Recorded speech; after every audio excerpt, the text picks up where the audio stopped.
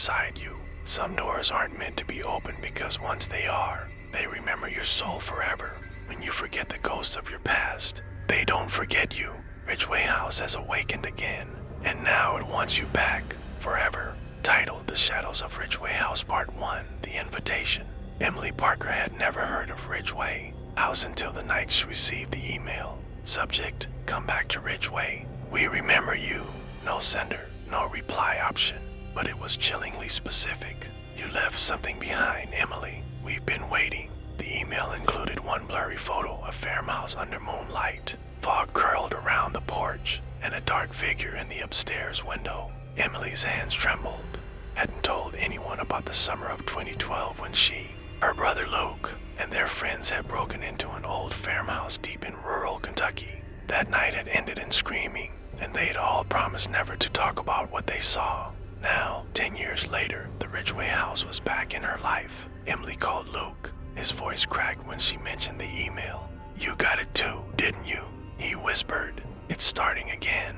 Part 2, The Pact. Luke arrived at Emily's apartment that same night, visibly shaken. His hands trembled as he poured a glass of water. I tried deleting the email, he said, but it keeps reappearing. And Emily, I saw something.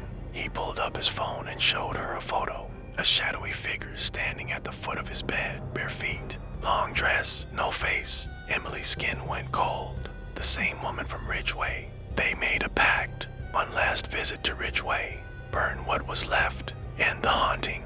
They contacted their old friends, Ben, Rachel, and Tyler. Everyone had received the same message. Within days, the group was driving back to Kentucky, hearts heavy with dread. As they approached the faded wooden gate of Ridgeway Farm, Emily's breath caught. The house was exactly the same, only now it was waiting. Part 3, No Way Back. The front door creaked open on its own.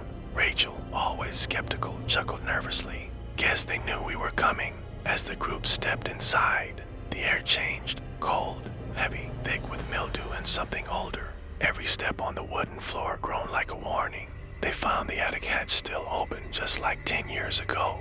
Ben muttered, remember the symbols? The ones carved into the floor upstairs. Tyler nodded, and the voices, whispering in the dark. They climbed to the attic. The carvings were still there, strange spirals and ancient glyphs, burned into the wood. Suddenly, the door slammed shut. The air turned to ice. A deep hum filled the room, then laughter from inside the walls. Part 4, Whispers in the Floorboards. Emily pressed her ear to the wall. The laughter became whispers childlike, echoing phrases. Don't leave us, stay forever. Rachel screamed. Something had touched her icy fingers, grasping her ankle. She fell backward into a broken rocking chair that started to creak on its own. Ben tried the door, jammed. Then Tyler pulled out his phone to light the room. The flashlight flickered off on and then stayed on something at the far corner. A little girl, no face. She tilted her head and pointed directly at Emily. The floor gave way. Emily fell. Darkness swallowed her whole. Part 5, The Basement Door. Emily woke in the basement, cold stone under her back. Complete darkness. She stood slowly, heart pounding. Whispers danced around her. Find the door. A single dim light flickered in the corner. She followed it, finding an old wooden door with a rusted handle. Carved on it, sleep and remember. She opened it. Inside, old photographs hung from the ceiling. Pictures of her as a child, but none she remembered. In one photo, she was standing in front of Ridgeway House, holding hands with 2 children. Their eyes were blacked out. In another, she was asleep, and the same faceless girl stood over her bed. She screamed, and the house answered. Part 6, The Returning. Upstairs, the others were shouting Emily's name. Suddenly, the attic door burst open and Rachel stumbled backward, her eyes wide. She's not down there, she whispered. I saw her in the photo room. Ben looked confused. What photo room? But Tyler wasn't listening. He stared out the attic window. There's someone on the lawn, he said. It's me. They rushed over. Outside in the moonlit field stood a second Tyler. Same clothes, same face, except his eyes were pitch black. Then the second Tyler raised a hand and waved. Inside the house, lights began to explode one by one. Something had been unleashed. Part 7, The Other Emily. Emily found a staircase leading up from the basement, but it wasn't where the original stairs had been. As she climbed, she realized the hallway was wrong. The doors were all unfamiliar. She opened one. A girl was lying on the bed, peacefully asleep. It was her, but younger, maybe 12.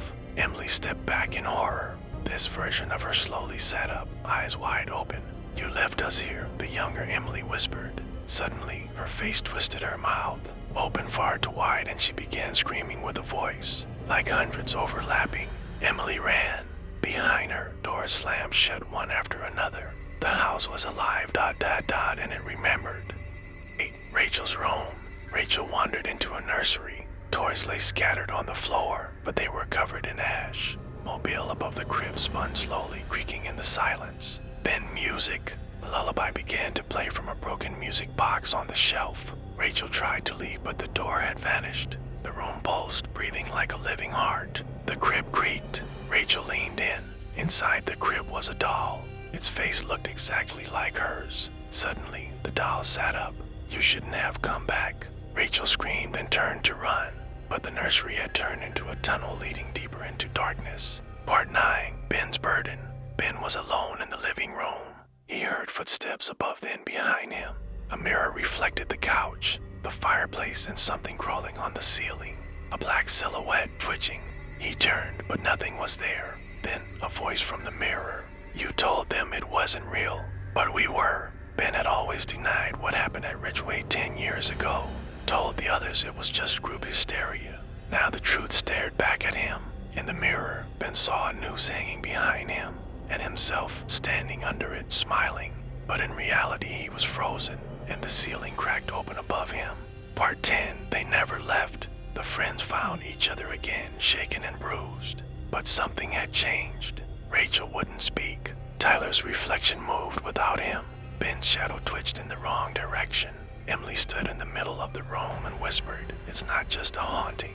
It's a memory trap," Luke said. "We never left in 2012. Part of us stayed. The house didn't want them back. It wanted to merge them with what was left." Suddenly, the walls peeled away. The house revealed its final form, endless halls, mirrors that showed future deaths, shadows with their faces. And in every mirror, they were already dead. The door slammed shut forever. End of the Shadows of Ridgeway House.